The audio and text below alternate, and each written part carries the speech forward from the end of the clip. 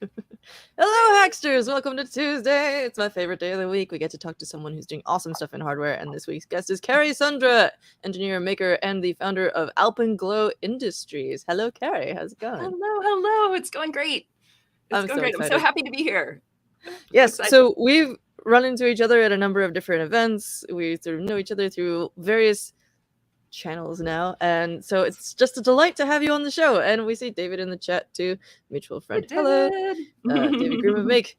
Welcome to the show. So could you tell us first up what Alpenglow is and how you got started with that? Do you want to know what the company is or what the actual Alpenglow is? Oh, I know what Alpenglow is, but could you tell us anyway? Yeah. So Alpenglow it's an effect of light that happens either towards sunrise or towards the end of the day when you have like those nice long red tones in the light.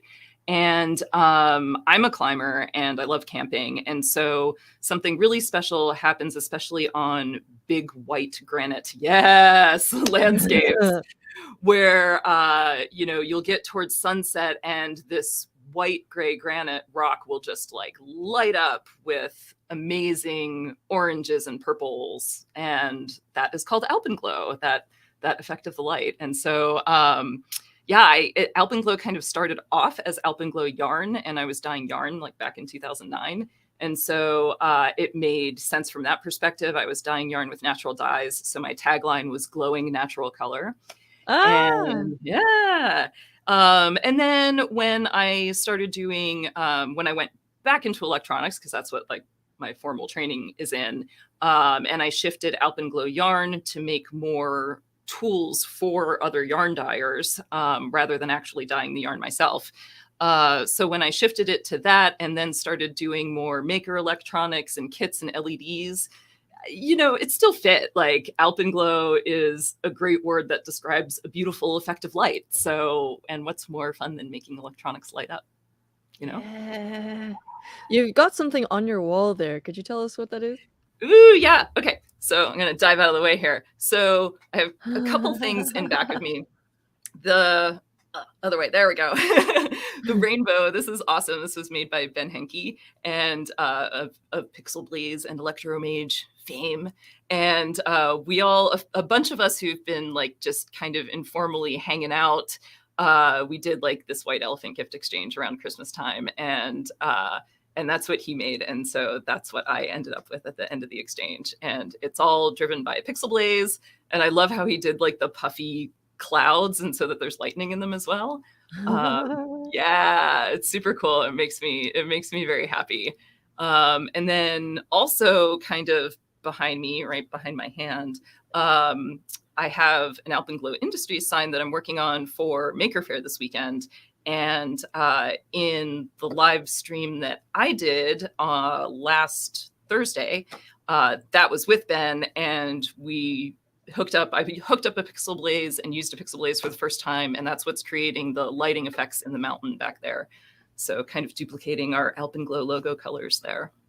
I love it. And you could, I feel like the clouds and the little rainbow thingy fit perfectly above your mountain shape there. Yeah. And the pendant that you're wearing also, that's Yeah, so this was a collaboration between Ben and Jason Kuhn and Deborah Ansell, and it's called a Lux Lavalier. And it's beautiful. It has LEDs arranged in this Fibonacci pattern, which is Jason's specialty. And Deborah, made the wearable component where you have a battery behind the neck and a clasp that actually turns it on. And then it's driven by a Pixel Blaze. So yeah.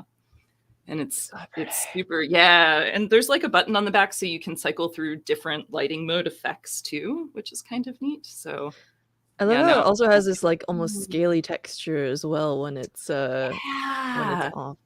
Yeah, it's like they did a great job with the LED diffusion and the plastic and stuff. Oh, hey, there's me again. Yeah. In a dress. I love that. Rare exciting. Classic slow shot at a winery.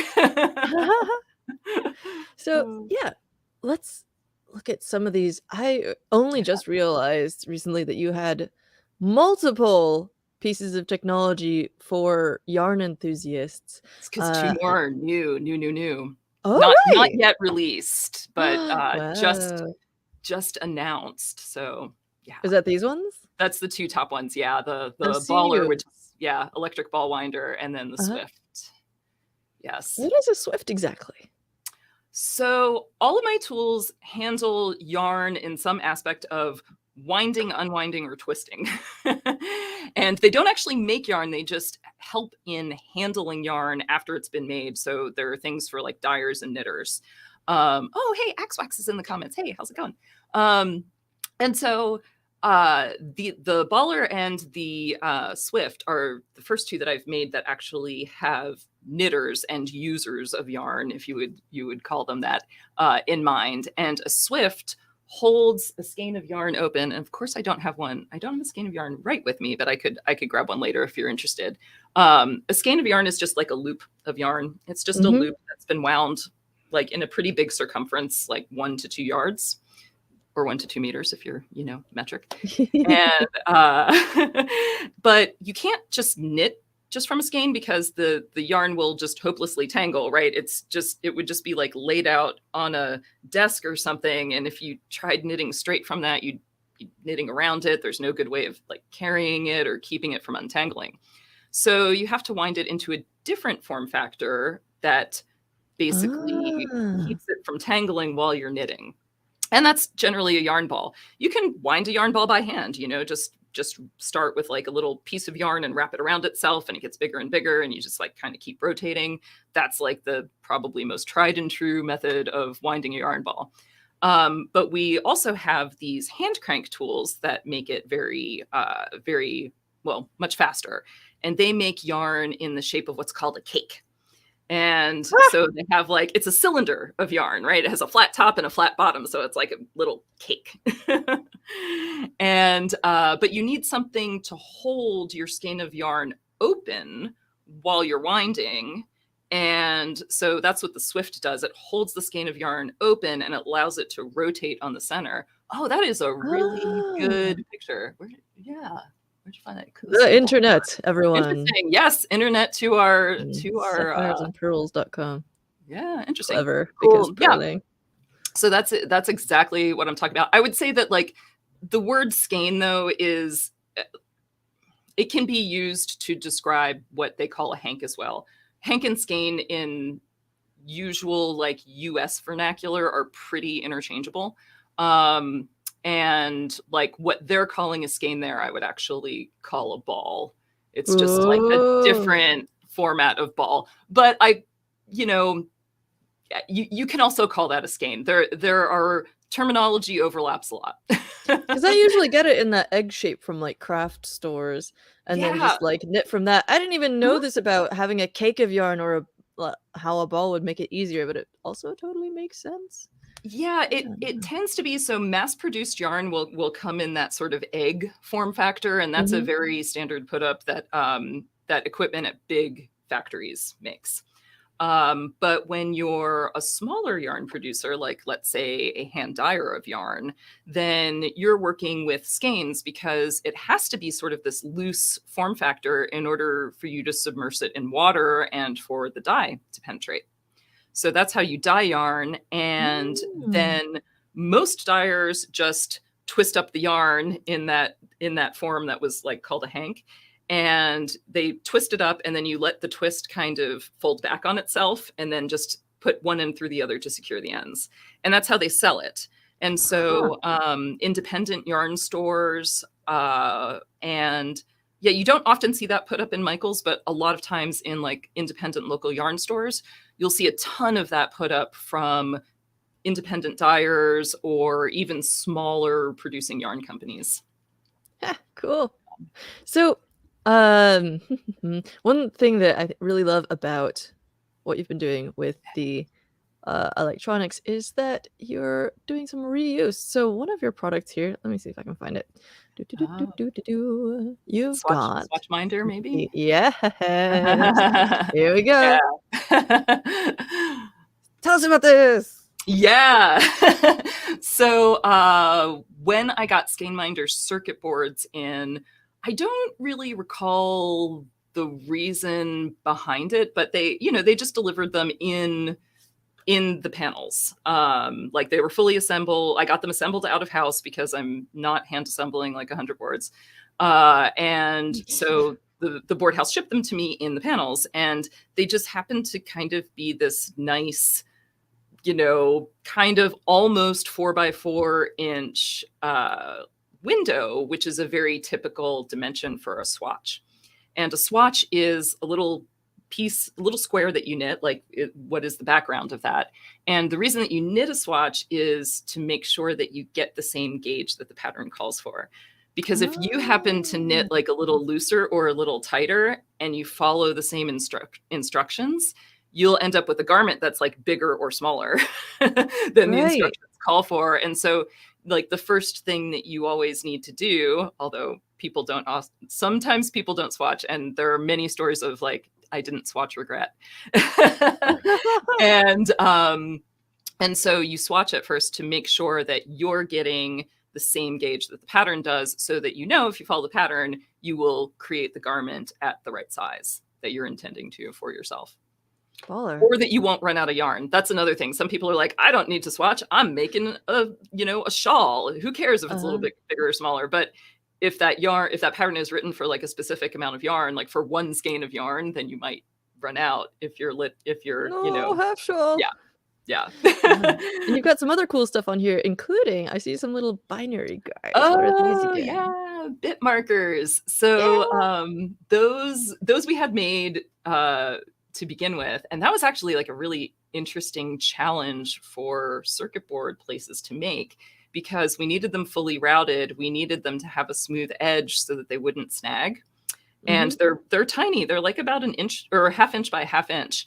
And so fully routing something of that size and not having like a point at the very end where the beginning of the routing and the end of the routing comes together, or not having it like shoot across the room. Yeah, that was an interesting thing. So Bay Area Circuits actually made those. They were like, yeah, no problem. We can handle this. So it was really, really good. Yeah. So they just kind of, they're just a fun way to count your rows. A lot of times you'll want to mark your rows, because it'll be like, okay, you do this every third row, and then after you do that 4 times, you do something else. And so it can be helpful to mark the point at which you do those things. And so now you can do it in binary and be cool. And there's like a decimal number actually right underneath the binary, but it's covered by silkscreen. So you can still see it, but it helps you not cheat. If you're That's cool. It's like if you need a hint, you can check it out. Oh yeah. Yeah, there you go. Oh my gosh. I had a lot of paranoia about accidentally like making a typo in those things before I sent them out to that. Unfortunately, there's only 8 of them. Yeah. Yeah. So you make these beautiful PCBs, and we'll look at a bunch more of them in a minute. But how do you choose a PCB fab house? You mentioned Bay Area Circuits, which I should have known about, but I don't. And now I'm very excited, because there's I knew about Royal Circuits or something, which is a California company. Yeah, Royal Circuits, Bay Area Circuits and Rush PCB are both in the Bay Area. And those are 2 places that have made a few boards for me that I really like, that are US centric. Osh Park, of course, still remains my absolute favorite for prototyping, for doing like low quantities of stuff. But oftentimes even their medium runs, well, you only get one choice of color too with them. So that's another thing. So if you want the purple, they're awesome. But if you want something that's like a different color. 2 choices. You got After Dark. Yeah, that's true. The After Dark too. But yeah, even their medium runs are a little expensive if you're, making several hundred at a time, which, we do, because that's the only way that we can get the price down enough to be able to resell them at like a pretty reasonable cost. Legit. So you choose partly based on price and partly based on what colors are available? Yep. And I also get boards made in China too. Like I kind of get boards made all over the place. So solid. Yeah.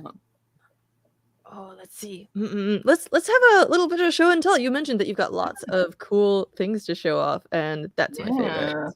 So these are some of the boards that we make, and a lot of them, some of them are soldering kits. So this one is our Foxy Pride soldering kit, and it can double as a name badge, so you can like write your name in a Sharpie right here and your pronouns if you want. And we also give you a ton of colors of LEDs, so you can basically like populate your own little pride flag on the top. Yeah. And then this was like our snarky Valentine. It's called P.S. I Hate You. That's what it says on the back. And so, you can intend it to be sweet or saucy, whichever you want. But this is actually the first surface mount soldering kit that I made, and I made it specifically to just kind of mess with people who like very neat and orderly layouts, because this layout is anything but orderly and neat, and all the components are at weird angles and stuff. But despite that, it's actually like a pretty good. It's a totally fine first starter surface mount kit if you want to do that. Those are 805 components, so they're a little smaller. Foxy Pride is 1206s, so it's a little bit bigger. Yeah. So, a quick question about that. I personally use 1206 in the PCBs and kits that I make, just because I can solder them by hand or with a hot plate, and that makes it like, for me, it's like whichever way you want to do it is fine. Mm-hmm. Oh, yeah. And so I'm curious, like, is this something that you changed intentionally for a reason like that, or is it like an aesthetic thing, or what kinds of thought process goes into your selection of components for your kits? Oh, it's a little bit of both. For the beginning surface mount ones, it kind of it didn't start out with a great plan, but it sort of ended up being a good little series. So the other one that we have in the series is the SMT Garden, and this one is our official like learn to surface mount solder one, because on the back you just have all of this big old practice area where you can just practice lining up components. And so we have all the different sizes of components here, 402s, 603s, 1206s, but then the actual circuit here and the LEDs on the front are all 805s. So this one is sort of like 805 centric, a little bit. And then, we thought it would be nice to have one that had like slightly bigger components. So, and we wanted the LEDs to just be a little bit, since there were only 10 of them on that one, we wanted them just to be like, to stand out a little bit more. So having them be bigger was kind of nice. And then, this one is mostly 805s, because I didn't want to make it too difficult for people. I didn't want to quite go down to 0603s. So, and it was a smaller form factor. So that's just kind of what worked out.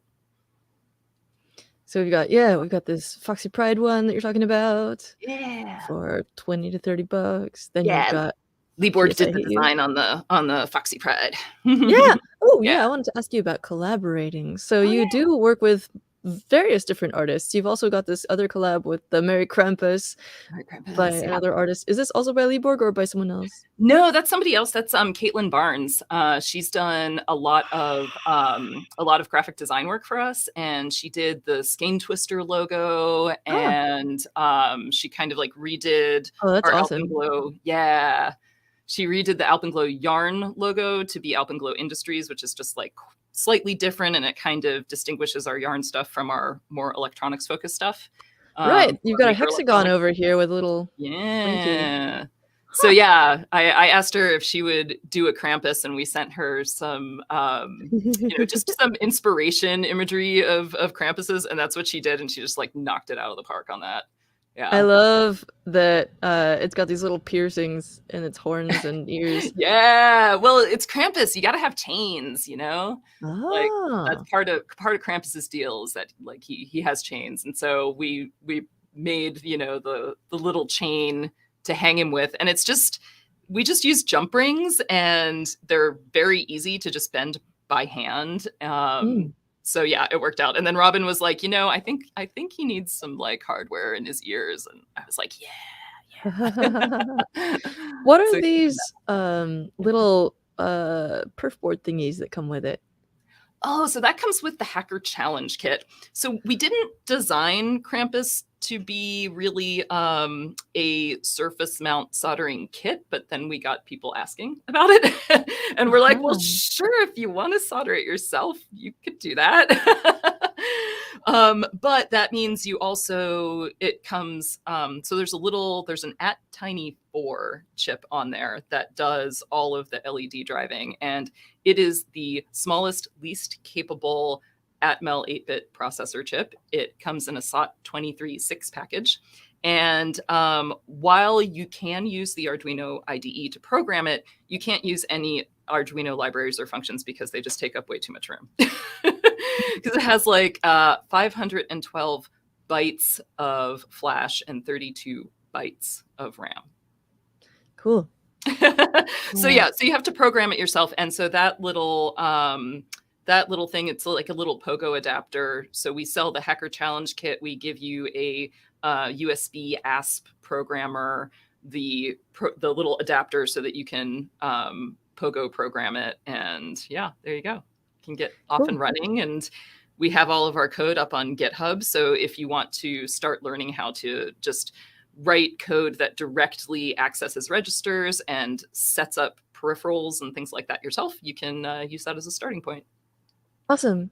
Now tell us about, you're doing some stuff with the At-Tiny, and there have been issues with people obviously getting access to those with the supply chain issues. Have you been impacted by that? Have you had to deal with it? And yeah, it was funny. Like, well, one of the reasons that we first were like, oh, let's put this out now, was because you couldn't get the 328Ps, but you could still get like a bunch of the, you know, more obscure, lesser capable processors. And so we're like, cool, let's do this. And then like, as soon as we put it out, we're like, we can't get those anymore either. Oh no. But now you can get them. And we have, you know, we had a little bit of stock of them at that point in time. So it's been fine for us. We don't sell huge volumes yet. So so we've been able to make it through. But yeah, I do have more stuff. Like I have a Ruth Bader Ginsburg board that has been sort of on the back burner for a while. And that one is actually designed to also be a development board for the At-Tiny4, so that you could actually plug it into a breadboard and work with it a little bit more. I don't know if this one is, the batteries might not be, but yeah. So that's the Ruth Bader Ginsburg board. And so basically on the back, you can see there's an actual connector for programming, which makes it easier. You have a programming and a run switch, which physically isolates the lines for programming. Because since you only have 6 pins, a lot of them have to do double duty. So you have to program through them as well as use them for your circuit. Yeah. And then you can also, the dip switches let you completely isolate the RGB LEDs on this board. So what you can do is you can solder a header here, plug it into a breadboard, and, you know, basically put your own circuit off of the processor, which is that little guy right there. That is so cool. So we haven't actually come out with this yet. It's like been on the back burner for a little while, but now that we can get the chips again and stuff like that, we're going to try to get it out this year. Yeah. And we've featured some of your stuff on the channel before. I wanted to make sure that we talk about these adorable little cloud guys. Leather soldering kits. And these are things that people can buy and assemble themselves, as you're mentioning. So we've got an assembly video for the adorable little storm cloud, which I bought myself from you at Silicon last year, because look at it. That one is definitely the favorite. I would say the angry and cute. It hits people, especially kids love it. They're like, I like that one because it's angry and cute. It is. I guess I resonate a lot with the youth. Crowd then. They know they have may or may not say something about mine. We've also got we did a little interview with you there, so everyone who's like looking for more on the scene reportage about Carrie's activities, you can find that. But you also have your own YouTube channel. You've got a similar thing to Hackster Cafe, actually, only a little bit more active, because you're actually doing solder sessions, aka solder sesh. Yes, Tell us about it. Asterisk, we may not solder in every single one. It started off as me just putting kits together online because I had so many and I wanted to start doing live streams and just get more comfortable in front of a camera and kind of just hash out like what cameras do I need? What angles do I need for this stuff? And so it started off as the solder sesh, and now what we do is we try to mostly have guests on and kind of just chat with other people who are making cool stuff. And sometimes we solder, sometimes it's just show and tell of their stuff, sometimes we build something that's not soldering. I do like to try to keep some building component to each one because I think it's fun, and that's why they're long too. Is because I love it when we're making a project. Yeah, those always get a little extra long, and you know, that's always why we try and encourage people to bring live stuff to show. It's just more fun when there's something like actually going on with hardware. I do, you know, it's cool to hear people's thoughts and opinions and stuff, but you know, that's really my favorite. It's just see the little lights go. Totally. I know. I can show the whole array of clouds too. Ooh, maybe. Ooh, lose connection. Uh-oh. Live demo. Let's see if I can grab that. Come on. Ooh. Ah, there we go. Yeah. Ah, come on, USB connector. I love how easy it is. I'll just hold it in the right place. It's the connector on our little battery that's a little wonky, but alas. But yeah, that's our whole It's Solder Weather series, plus our I Voted and the Spooky Coffin. So that 5-volt connector though that you have there, going to each of your designs on the adorable cloud mounting board. Tell us about that. This is a new thing that has just been released, yes? Yes, totally. So we made these as sort of a just-in-time thing for Silicon because I realized we needed a way to display all of our stuff, and we didn't want to just be like going through tons of 2032 batteries because that's annoying and wasteful. And so I like having our little badges powered off of batteries because that means you can wear them or you can like stick them on the fridge or something like that. It's convenient, but we needed a way to power a bunch of them for 8 hours at a time for several days. So we made the coin cell power board, and some of our badges actually run off of a stack of 2 CR2016s. And that's just to get a little bit more voltage overhead for some of the LED colors like blue or the purple in the Foxy Pride kit. Right. So with 2 CR2016s stacked on top of each other, they're each half the height. You get 6 volts instead of 3. Yep. Very cool. Exactly. So that's why we have a switch on them that allows you to power the badge straight from USB at 5 volts, or it goes through a little voltage regulator and you can power it off of like your typical coin cell 3 volts. Brilliant. Yeah. There's so much stuff packed onto this, and they're daisy chainable. And they're daisy chainable, yeah. So you don't have to have like a USB source for each one. You can like make a little display out of them, and you can just feed that USB power to the next one, essentially. And I love this design as well. It's diode ORed too, so if you accidentally power it through both, you won't blow up. Brilliant. We have a comment from Axwax about the yay! I'm glad you find it motivating. Yeah, and that's the thing. It's like, just bring a project, hang out, work on your own stuff, listen to other people talking about what they make and work on their stuff. So yeah, that's kind of what my intention is. Yay. I've got a question for you. What's your favorite kit from someone who is not Alpenglow? Oh, I have so many. It's gonna be controversial. No matter what you say. So we'll just take it as read that like there are so many good ones. There are. I love Steph Piper's boards. They're super beautiful. They look like enameled pins.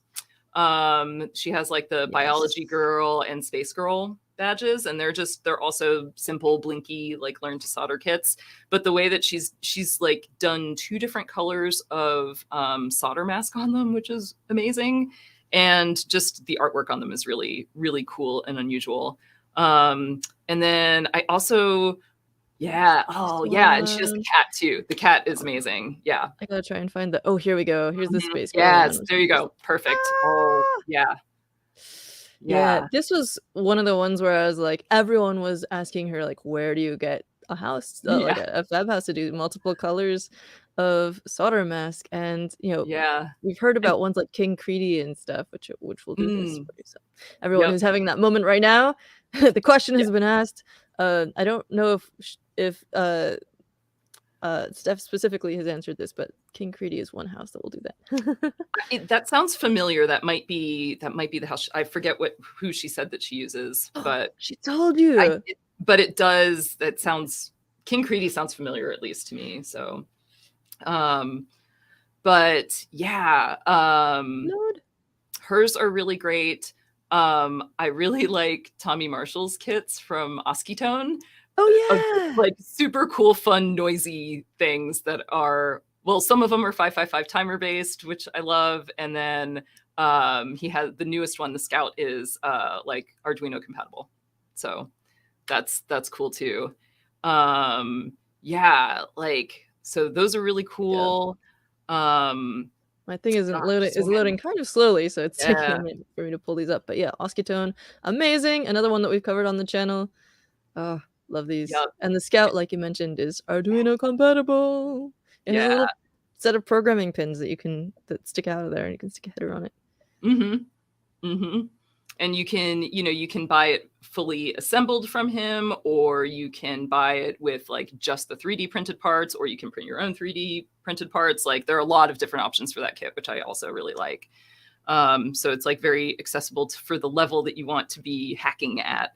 And then Emma Oh, makes Learn to Solder kits. Her brand name, and those are some really fun kits. I really like the bug one because it has a little vibrator motor, and so it like actually like moves around your desk once you're done. Yeah. this is Emma Fletcher, and we actually went to Yeah. high school together Oh in no way! Ohio, and That's now we're both in amazing. California doing electronics. But That's these super are cool. Jitterbug. Yeah, Very Jitterbug. That one's my favorite. That one's my awesome. favorite at first. Yeah. What are some of your tips for people who are putting together a kit? Like, what did you learn from the first Flux. couple of times you did? What? Flux. Oh, Flux. flux. Flux. I Like, definitely if misheard there's that. one tip, if I'm only allowed one tip, it's Yes. flux. Yeah. What about Yeah. creating a kit though? Oh, about creating a kit. Yeah. Flux though, I totally second that. Yeah. Absolutely. We're always learning, and we're getting, we get feedback about our kits, and watching people put them together is always very informative. Because people will do things that you just had no idea to expect when you are more experienced, right? And so, making pads have a big enough annular ring to solder to, even if you have to expand that over like what a normal soldering pattern is good. We're trying to do more things, more kind of tricky things um, to make things that are a little bit finer pitch, not so fine pitch. So, for example, if you have a transistor that goes through, you can buy ones that have preformed leads that are bent out a little bit more so that there's more space. Or you can Oh, also right, yeah. you can stagger them. You can stagger the pattern so that you have like 2 holes here and like 1 hole here, and you just have the person bend the middle leg out. So things like that are pretty helpful. And we're probably actually going to switch up our switches in the next run of them, because we've noticed that people do have a little bit of trouble there because they're a little close to each other. Switches are So so annoying to solder. I always end up yeah, globbing yeah. the side prongs. I really like having switches with side prongs because I feel like they last longer because you have a mechanical mount for the switch that is separate Totally. from your electrical mount. And that's a big thing with connectors, right? You never want your electrical mount to also be your mechanical mount, because Mhm. eventually, the stress will break your your electrical connection. So so I do love those switches, but I just haven't been able to find a good one that has those side mounting tabs that also have a little bit wider spacing. So I think we're going to switch to ones that just have, three pins, but they're big, so they shouldn't. I think that they'll still hold up pretty well. And that people will basically just have a little less trouble soldering them for the first time. Nice. So it's always, trade-offs. Let's talk about some of the new stuff. So you've got this coin cell power board we've been talking about. There's also, I remember on Valentine's Day, you put out all these different little hearts, and there was like a positive set and more of a negative set, right? Or like, yes, no, I have no. Show and tell if I shouldn't put it that way, because actually the point was, I was remembering it wrong. It was about people who are interested in connecting with others versus like loving yourself, which I think is awesome. Yeah, it's not positive versus negative because they're both good. It's not. I like I kind of started calling them the sweethearts and the black hearts, but yeah. But it was so Robin made these really cool sweethearts, right? That are like, these little Valentines, kind of like the candy hearts, but they light up and you could give them to somebody.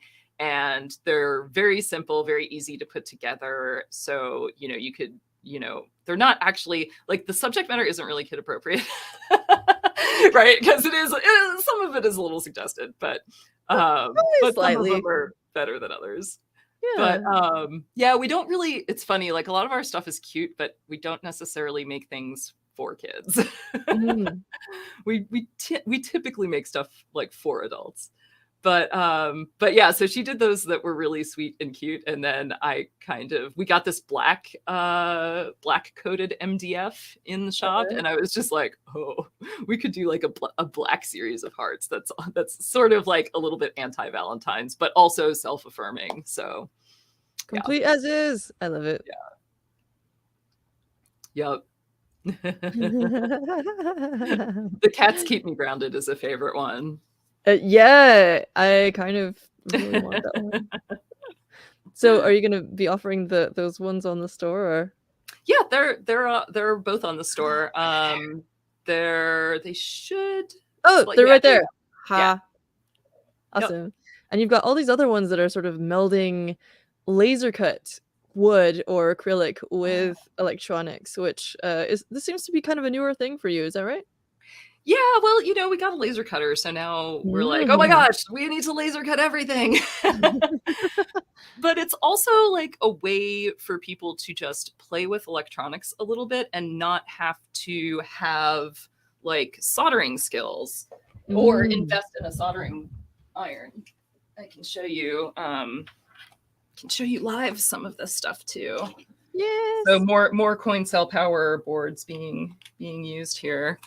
But let's see if I can. Oh, look at that. Unzoom. Whoop, other way. Unzoom. So yes, happy December holidays. We did a laser cut version of the Krampus, which I think turned out really, really well too. He doesn't have the ear jewelry, but still pretty good. And then a circuit snowflake, and then a circuit palm tree for people who celebrate December holidays when it's in places where it's not winter, like half the world. And what kind of, I love how these LEDs are looking on the camera. Oh, yeah. What kind of a laser cutter do you have? Ooh, I have a thunder laser. It's awesome. I love it so much. We wanted to be able to do stuff that was like about 2 feet by 3 feet. So we have a Nova 35. So it's about 35 inches wide is the biggest that we can handle. And so, yeah, it's a really nice professional laser. It was kind of between that and Boss, and Thunder had just a little bit of a better fit and finish, I felt, to their stuff. And really great like online communities of people doing all sorts of cool stuff and like helping dial in settings or troubleshoot problems, and their support is really good. So yeah, I was also considering OMTech, but oh yay, you love your laser Krampus. Yeah, I was also considering OMTech, but there were, I need for us, we needed something that was going to be reliable, that we didn't have to put a bunch of work into in order like after we got the machine in order to get it up and running, and that, you know, a few different people could use. So that didn't take like, you know, looking at the laser right and making sure 50,000 things were perfect before you cut. So yeah, super happy with that purchase. I'd never even heard of Thunder Laser before. That's exciting. Yeah. Yeah, they're good. I mean, I think pretty much all lasers are made in China, but they have a pretty big US support staff that's like in Texas. And so you can, you know, you can get people online and you can pay for additional support if you need it, and you can get parts pretty quickly and easily too. So, Nice. yeah. So you mentioned that you get your boards, your assembled boards assembled at the fab house, which is partly why you had those leftover bits for the Yeah. stitch minder. Yeah, so the skein minder boards, yeah, the panel frames we made the swatch minders with. Swatch minder, that's the word. Yeah. Yeah.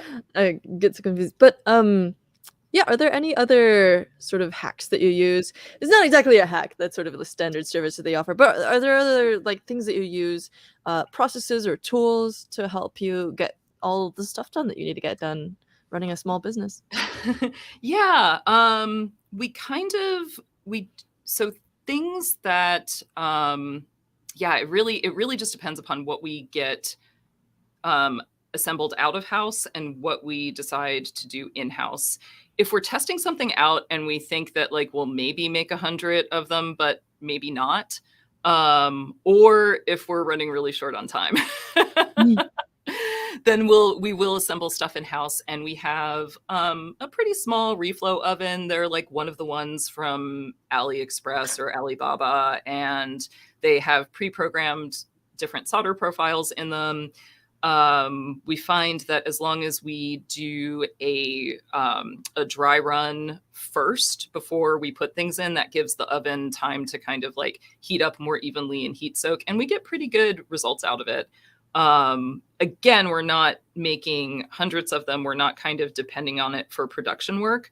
We're just putting together some of our own kits that we've decided to sell assembled that way. And prototypes as well. And so we have small reflow oven. We get stencils a lot of times from Osh Stencils, so that we can easily apply the solder paste. Right. That's a really helpful thing. And then just having some nice soldering irons around where we can do rework or hand assemble. We don't do a lot of hand assembly of through-hole stuff. We've done it for shows to have some pre-assembled stuff, like for shows for kind of instant gratification. But it's funny that they didn't sell as much as we thought, so we still have a stash of like some pre-assembled ones that we just have Nice. around. Yeah. What are your favorite shows to go to share your work? Ooh, we're still kind of working on that. I mean, maker fairs are always really fun for sure. We're going to be at LA Maker Fair this coming weekend, so that's exciting. Yay. LA people come out. Yeah, LA. It's at the LA Historic Park, 9 to 5 on Saturday, April 1st. No fooling. Yeah. And Bill Nye the Science Guy is speaking, so yeah, it'll be cool. I got that. Yeah, and then Silicon was super, super fun. I definitely would go to that again. That is going to be in October, so this year. So that's going to be great. And it's kind of like a crazy mashup between a Comic-Con and like a Maker Fair. So there's a lot of cosplay and, you know, amazing creations and art and stuff like that there, which was really, and really lots of pop culture stuff. Tons of fandom overlap. Yeah. So that was a really great show. Yeah, that's mostly it. On the yarn, we're not doing too many yarn shows. We're doing Stitches West because it's like kind of local-ish to us. That was a month ago in Sacramento. And then we'll be doing Lambtown. Well, at least I'll be at Lambtown as a person. Hey, are we gonna focus camera? I don't know. There we go. I don't know if I'm going to be selling at Lambtown, but I'll at least be there. And that's a fun time. It's in Dixon, which is just outside of Sacramento. And there are actually sheep there. And so that you can like walk around and see the sheep that different kinds of wool comes from. There are like sheepdog trials. There's a sheep to shawl competition where Ah! people basically like prepare yarn, spin yarn, and weave a shawl in like one day, like a Oh team of my gosh. people. Yeah.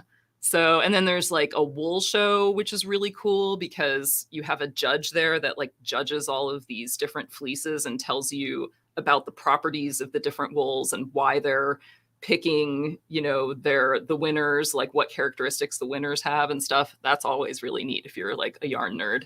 They've got some Um, really good alliteration on here too. Fleece to yeah, food, fiber to fabric, yeah. and farm to festival. Incredible. Yeah. Masterful. And then there are a bunch of vendors selling all sorts of yarn and fuzzy stuff, and yeah, a lot of knitting accessories and maybe some spinning wheels, stuff like that. Mm. Yeah. I got a couple questions for you that are kind of interlinked. And also, everyone, feel free to drop questions in the comments as well. We do Yeah. look at those, as you can tell. Jason Kuhn Mhm. is looking forward to attending SillyCon again. It was so awesome meeting you both there Woohoo! last year. I think that was the Yeah. first time we met in person. Yes, I think so. I think so. Yeah. Yeah. So, you've got a bunch of cool social media profiles. You've got Mastodon. Mastodon.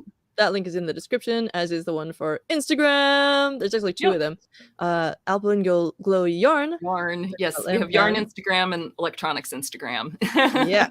So, besides like fairs and social media, or including those, what are the sort of main vectors by which you find that you reach people, like new people, and how do you also, you know, relatedly, I'm curious about how you decide on pricing. Like these are both things that sort of, Totally. as a small business, like maybe the pricing affects how much interest you get and stuff. And I'm curious about your adventures in those lands. Yes.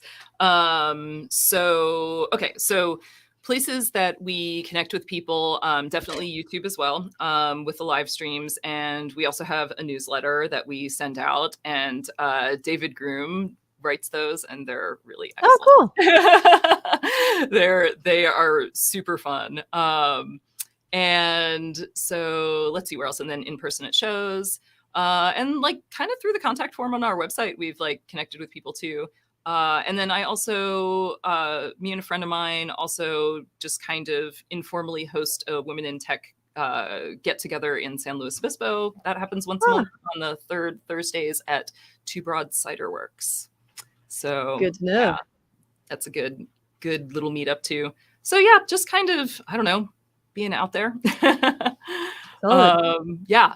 And then, pricing. So yeah, pricing is hard. And because it's always a struggle because, as a maker, you want your stuff to be affordable for people and you want your stuff to be accessible for people. And you know what your own sensitivities are when you look at prices. And so there is definitely a tendency to want to undervalue and underprice your stuff. And there's also a big difference between a maker who is, selling maybe one or two things on Tindy as a side project that's not really counting on that income to support them. And versus somebody who's in business who is actually trying to, make enough income to afford like a space and employee and healthcare and all of that kind of stuff. So, so that's why you'll see a huge range of pricing of electronics goods, and also location matters, right? You can get stuff directly from China way cheaper than you can get stuff here. So yeah, all those things factor into it, but basically, like, we look at our bill of materials and we do a lot to really try to make our bill of materials like as low cost as we can, especially for like the intro kits and stuff like that. We're trying to make circuit boards like no bigger than certain sizes, and to get our LEDs and stuff as direct as we can from different manufacturers and stuff. But yeah, it's hard. And, we add up our bill of materials, we estimate the labor that goes into kitting. And we're also, by the way, like adding up the cost of the, tag that goes in every bag, the cost of the bag Mm. itself, things like that. Sometimes like a little bit of shipping, packaging, goes into that cost as well.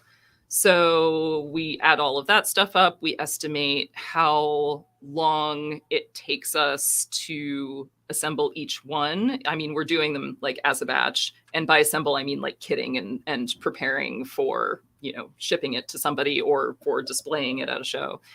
Yeah. And then we, like kind of add a multiplier, and that multiplier tends to be like, it depends upon like how much labor goes into it too and stuff, but it tends to be like 3 to 4x, because that's what you need in order to account for other costs of like your overhead of being in a physical space, and again, like healthcare and the time it takes you to develop something, and the time, and also the amount of money that's just kind of tied up in inventory for this item while it's being sold.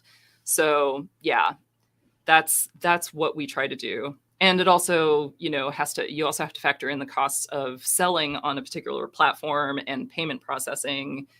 So yeah, there's a lot of math involved, and then there's kind of the sanity check at the end. So, and that's why it's not, we try to keep hard lines, but for some things we're not selling them at that much of a markup.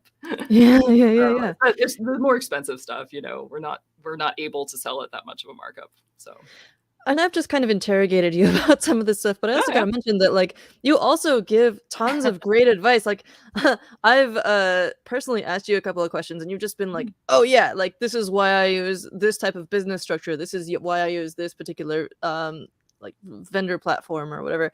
And I just really appreciate that about you in particular. You're like such a you're sharing all your information, which is so good, and oh my gosh, brain. I well, don't know. no, thanks. And The like, ethos of it is wonderful. How you're like yeah. constantly bringing other people up. Yeah.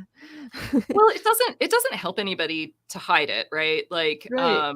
it is, and that's why I try to be really honest about stuff like pricing Mm. and things like that, because if people don't understand what goes into making the things that you make, then of course they're going to look at your products and be like, oh my gosh, that is, that's expensive or something like that. And so it's an education process all around. Mm. And also, like, I want people to know kind of what they're getting into and be able to make decisions that are right for them, because if all you see is the shiny from all of us, right, you might get a very different impression of like how much we're selling, or if people are making a full-time living off of their stuff or not. Often all of that is kind of obfuscated, because of course we're all trying to put our best foot forward, right? Mm. And that's what you see on social media a lot. So, but for somebody who's considering like, oh, should I quit my full-time paying job and try to do this thing on my own, it's like, okay, well, here's what you need to know, because that's a really big decision that could have positive effects and negative effects. So Mm. I think it's helpful to be honest about those things. Absolutely. So, skipping around a little bit, I'm curious about your enclosures. So when you're Oh. prototyping a new product for like these are, not necessarily mass produced, but you're creating large volumes of them. And what's the process like for going from a prototype? Are you prototyping with 3D printing, with laser cutting? And how do Mm. you level that up and work it into something gorgeous like this? This is just it's so pro. Thank you. Thank you. That makes me happy, because I do try, especially, those tools are, several $100s each. And at that price point, I'm like, I have to put something forward that like looks good, that doesn't look like I just slapped it together. And Mm. like, the baller that you saw pictured is obviously a prototype with like a hand-drawn Sharpie, Yeah, I like that thing aesthetic on too, though. It's almost like a guitar pedal kinda.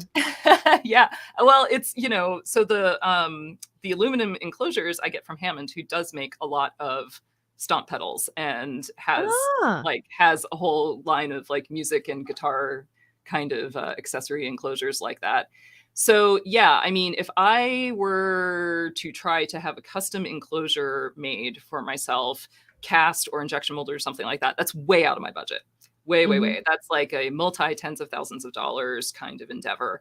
And so, you know, I'm in this small batch manufacturing where I'm making batches of 100 at a time, like selling them over the course of the year, and then getting another batch of 100 made, selling them. So these are really small quantities for manufacturing. And it is really difficult to try to find, find things that aren't really, really expensive, but that fit your needs in that at those quantities.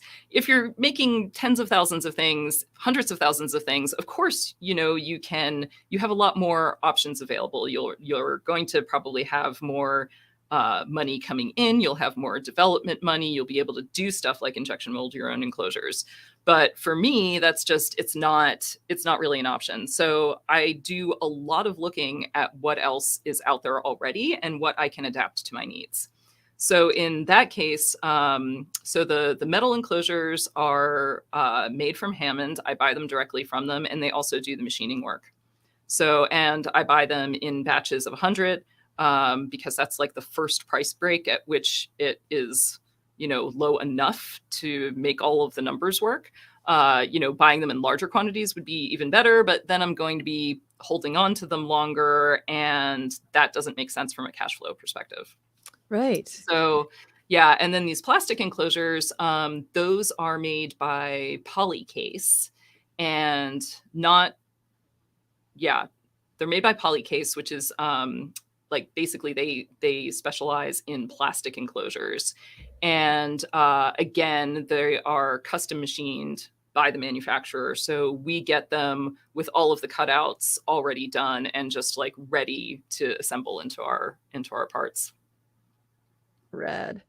Yeah, and like the extra cost of doing that is worth it for us because, I mean, you know, other people choose to get their own machine tools and do it themselves and things like that. But I would rather be developing new stuff than spending my time cranking out 100 of the same enclosures over and over again. So yeah, absolutely. Yeah, it's worth it for us to just get it into the shop. It's all done. It's ready to go. And then it's only our time for like final assembly and test of all of the various pieces.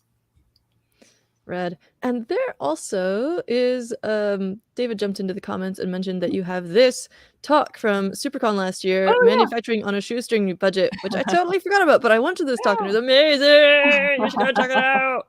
We'll put this in the description as well. Thanks. Yeah, I'm gonna have more to say about that next year, I think, after doing this electric ball winder in the Swift. Yeah. Yeah. So we are coming to the end of our chat, which makes me very sad already? because I know I have big stars next to several more questions I wanted to ask you, but rapid fire. Can we do it in a minute? Yeah, okay. What was the last skill or tool that you really leveled up your game? Oh, laser cutter for sure. Yeah. Ooh, okay, cool. Yeah, totally awesome. Give us your origin story in 3 seconds. I don't know. Okay, I did autopilots for unmanned aircraft for 12 years, and then I totally got burnt out and dyed yarn for a couple of years. And then my friend convinced me to join his crazy startup, and I did that for a year. And then I hated Silicon Valley, and so I quit. And so I then did consulting and some yarn dyeing and built yarn dyeing tools. And then I did yarn dyeing tools and consulting. And then I pretty much stopped doing consulting and am doing yarn dyeing tools and maker electronics. Yes. Okay. Awesome. And then finally, actually that was amazing. And also, I think we're actually at a decent point, but what can we look forward to? So everyone should follow you on Mastodon. Yeah. And the main thing. Instagram. And other Instagram. And YouTube. Yeah. And all these links are in the description. And what can we look forward to from you next? You've already got multiple things. You've got Ruth Bader Ginsburg. You've got yeah, I mean, the ideas just keep coming. There's there is a huge list of things that we want to do that, you know, we're just kind of like more or less two people right now. So we can't do it all, but, you know, we want to do more. We want to do more soldering kits. We want to do more kits involving like programming and Arduino compatible stuff. We want to do more kits with like fun pieces from the laser cutter. Of course, the yarn tools are a big focus right now, because we can definitely make some strides and do some stuff that's better than what's already out there. So, You know what we didn't even talk about? PCB rulers. Yes. PCB rulers. You have two of them, right? Yes. I have two of one of them for some reason, for the love of sod. But what's the other one? Oh, so this one, it has a big X in it because it had this is our personal one. It came from the board house. I guess it had an issue with it. From the board house. I know, it's one of the X'd out ones from the board house. But so yes, this is the what the sot. So we have for the love of sod and what the sot. So 2-pin, mostly diode, but also like capacitor and resistor patterns, and all of the various names for them, which is part of the issue when you're trying to substitute parts. So basically, you can identify like compatible footprints, and that can help with DigiKey searching and stuff like that. And so say, always check the data sheet. Always check the data sheet. I know, that's my disclaimer. And then this one is SOT. It's an 8-inch ruler. That one's a 6-inch ruler. And this has transistor patterns, but also pretty much anything like up to 8 pins, from tiny little ones all the way, you know, up to a D3 pack at the very, very top. So, yeah. Awesome. We also have a tip from AxWex. Can I plug Adi Grande's interview with Carrie on YouTube for a longer superhero backstory? I will have to check that out. So y'all have got a reading list now. You also have to go sign up for the newsletter, which I pulled up here. Newsletter, upandglowindustries.com/newsletter. Yeah. That's the easiest way to get there. Sweet. Yeah. It's also in the footer of the page. Just go down to there. And you can use the contact form if you want to contact Carrie for some reason, like to send whatever gifts, shower with, like, send another laser cutter. Oh yeah. What would you? Oh, that's another one. What would your next? What would be the next thing you would pick to level up your business? Ooh, man. Well, I'm not sure it makes a lot of sense, but I recently saw these amazing benchtop mill lathe drill press combos. And like, that would be pretty freaking amazing. For sure. Amazing. Yeah. Awesome. Yeah. It would be cool. It's the next on my wish list of machines. Yeah, because especially like being a small shop, you gotta try and fit everything in there. Yeah. Space is a thing, man. Yeah. Space is a thing. Always need more of it. Always need more of it. Space is a thing. Time is a thing. Truth, justice. They're all things. Everybody stop rambling. Thank you so much, Carrie, for joining us. Everybody check out the links in the description. Fun. And thank you so much for joining us, everybody. It's been awesome to see you guys all in the chat. Yay. And sometime soon we should do a solder session. Yes. We're gonna switch on my live stream for sure. We'll make some. All right. We'll make something. It'll be good. Stay tuned, everybody, and hack on. Hack.